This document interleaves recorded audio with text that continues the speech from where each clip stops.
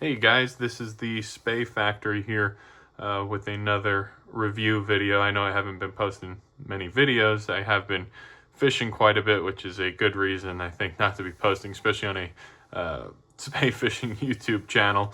But going off of that, as you see, we're going to be going over in, the Aventik Switch 11.6 in the 4/5 weight.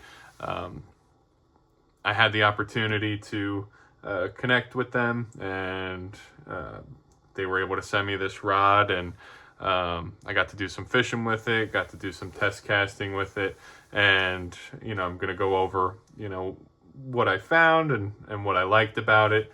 Going off of that, I mean, it does say switch rod. It is a two-handed rod. You could do pretty much anything trout spay related or even smallmouth swinging related, because that's how I've been fishing it. I know I posted some shorts about that with some smallmouth and some rock bass, but let's go ahead and dive in. Just talking about the rod itself, it does come with two tips. It does have here a 4/5 weight. One's a little more sensitive than the other. I prefer fishing on the 4 weight side of things, so I'm fishing the more sensitive one, especially targeting some smaller species.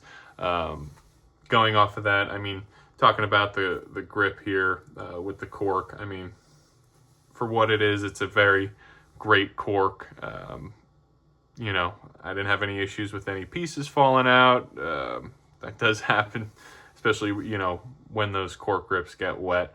I've had that happen, especially up here. Mostly where I'm holding the rod, especially on the swing.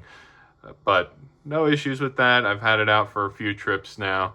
It casts extremely great for the price point that it is. A lot of rods, especially spay fishing, and why a lot of people don't dive in is the price point, being of the $500, $600, $700, even to $1,200, like most fly rods. But, I think comparing this to some of those higher end rods, I think it can compete, especially just talking about the 4 weight side of things, because that's mostly how I fished it.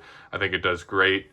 It has a Skagit head on it that they also sent me, which they also sell for this. I mean, for the price, you can't really beat a setup like this, especially anybody who's watching these videos who's maybe just a little bit curious about it.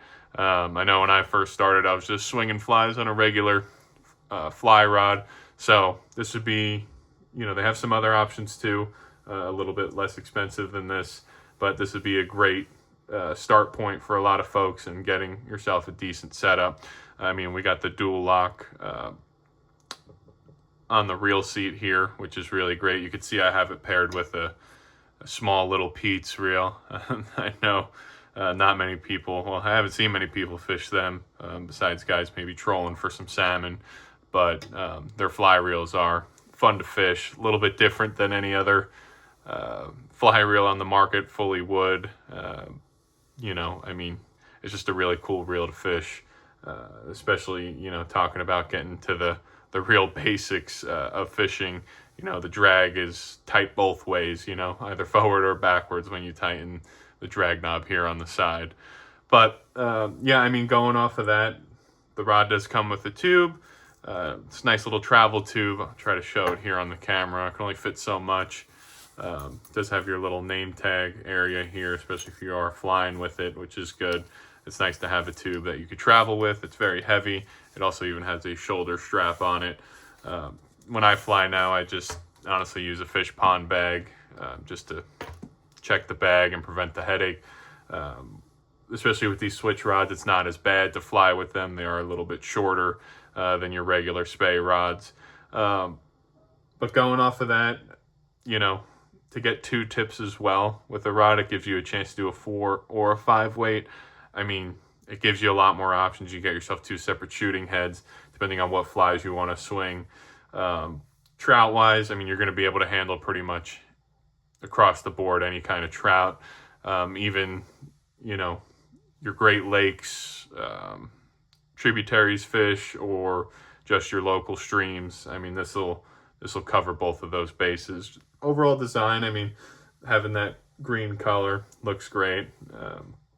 It looks like a lot more expensive rod than it really is. So, I mean, take that for what it's worth. It's just a good looking setup.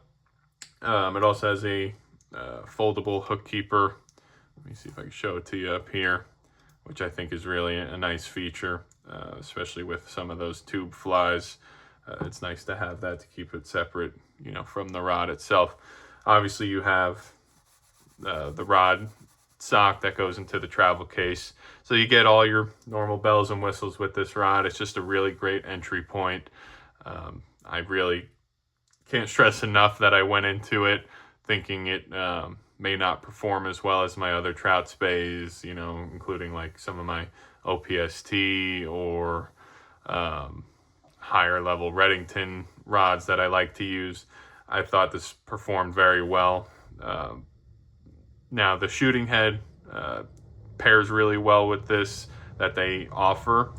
I haven't played around with anything else. At some point I will. I can only fish so many setups so many times, especially when I have my favorites. But this will be a good one to have in the arsenal for sure, especially something if you want to keep it in the truck, because you never know if you're going to be using your 4 or 5 weight, depending on the size water you're fishing or what exact species. Like I said, I fished smallmouth for this as well. It performed great. Caught a few fish on it, trout-wise, obviously handles them just fine. Haven't caught anything monstrous on it, so I'll be honest, I don't know how that would look with it. At some point I would love to do so if everything pans out. But I mean, if you guys have any questions, let me know. I posted a casting video of it as well on my channel, which you could go check out. Please go ahead and check it out. It just I like doing those to just give people a little bit of a perspective of how casting different setups look.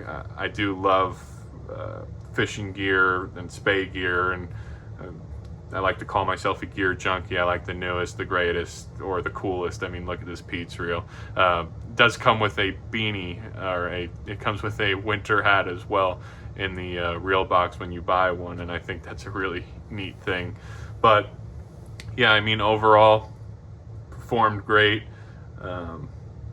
Again, for the price point and what you're getting compared to some of that higher level stuff, I think you would be surprised on how well this fishes and casts. Load's really nice. It's a super light rod.